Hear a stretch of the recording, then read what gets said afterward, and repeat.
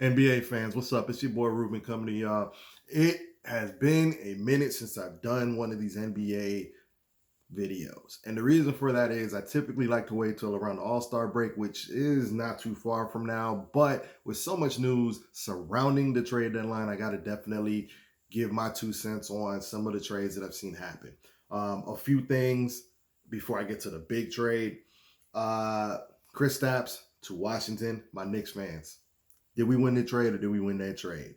I do think that Chris Stapps in Washington makes them a little interesting. If they had Bradley Beal, I'd be curious to see how that looks. I think Dallas acquired Spencer Dinwiddie, which I don't know where they're going with that, considering that they had Jalen Brunson, Luka Doncic. I'm not sure where he fits in.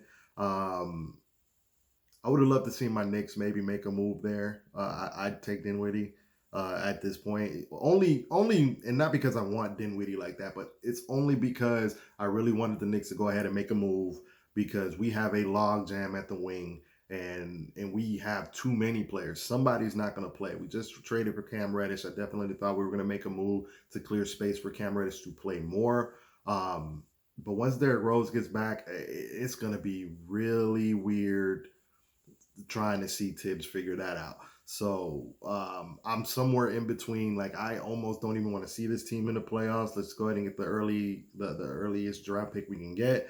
Even though I don't think this is a great draft year, and I'm torn between that and seeing if this team, now that the trade deadline's behind them, gains traction. I know Julius Randle's been kind of pouting, and I think the pressure's been getting to him with the trade deadline looming. And so, lately you see the man's been balling. Like lately, it hasn't translated to a lot of wins yet, but I think it's something that we can build on.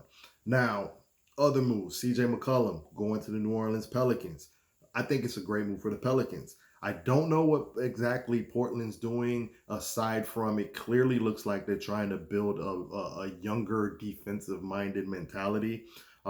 They say they're trying to build around Damian Lillard, but I can't fathom how these moves you thought would excite Damian Lillard and why you think they would fit in.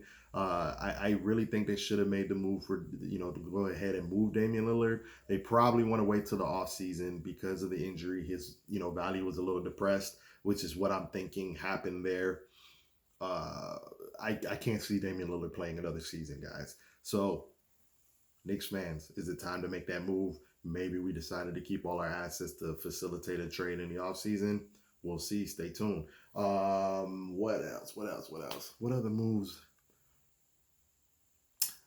I'm just stunting, guys. We all know the move that we need to talk about. Ben Simmons going to the Brooklyn Nets for James Harden.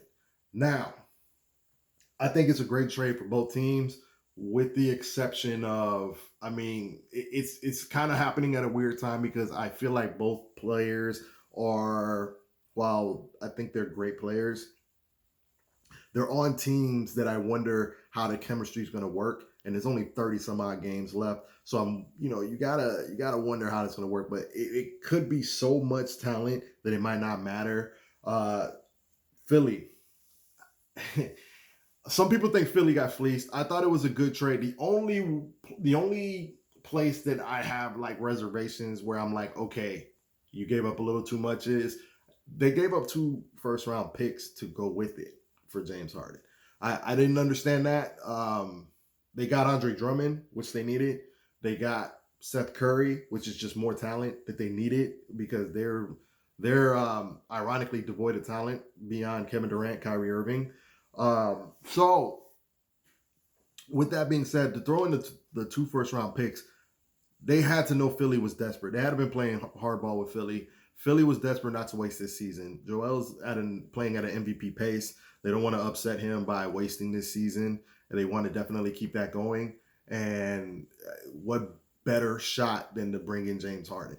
Now there could be a little bit of a Kobe Shaq dynamic there, which is something I've heard thrown out there. But I will say this: on paper, that team looks great.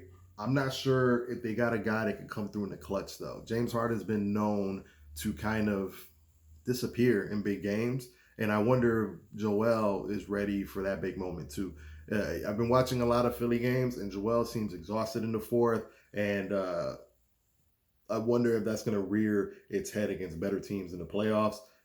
I wonder who the third guy is going to be that's going to make clutch buckets. I don't know if I trust Tobias Harris to be that. And then, of course, how do they fit with Tyrese Maxey, who's been balling this year?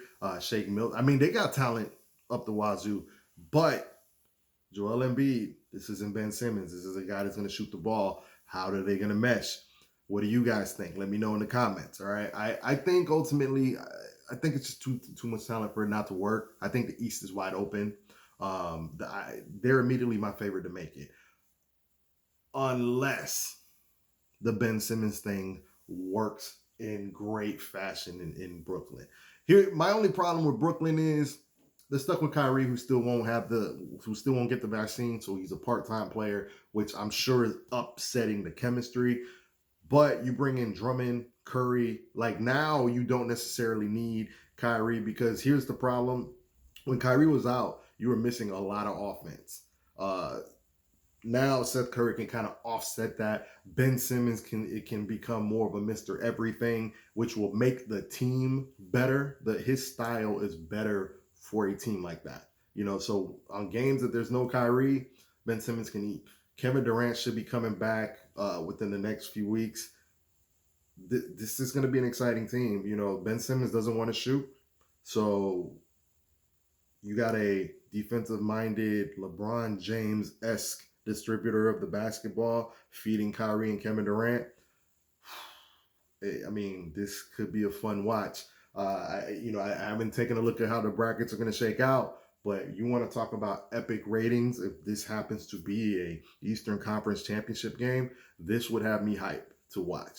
So those are my thoughts, guys. I think both teams made out very well. I just can't understand why Philly packaged the first round picks.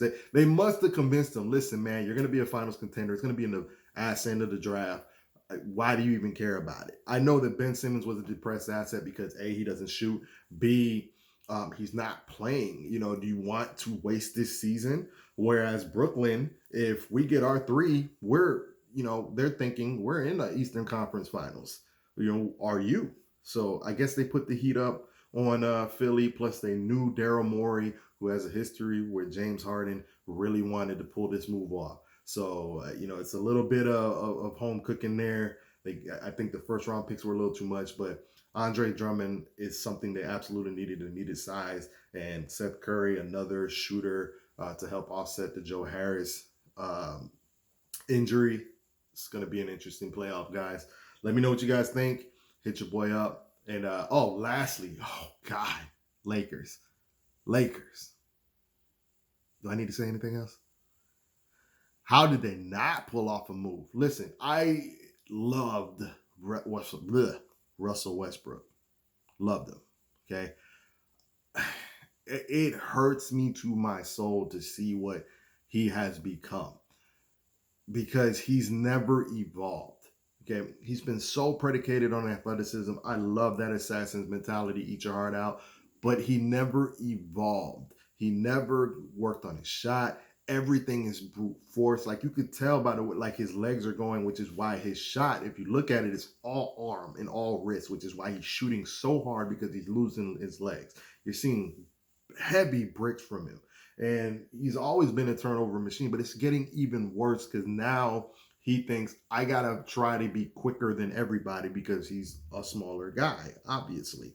So, but now it's not working. It's not as fast, not as athletic, and he's turning the ball over. And combine that with the fact that LeBron James isn't what he used to be, combined with the fact that Anthony Davis's soft self, doesn't want to up his game. It's a problem in LA. They might not make the playoffs, guys. That's how bad it is. They play no defense, can't shoot. The fact that they didn't give up Russell Westbrook to anybody just for anything. Like I heard Eric Gordon and John Wall would have made this team better because they didn't want to give up the 27 first round pick. I think that's crazy.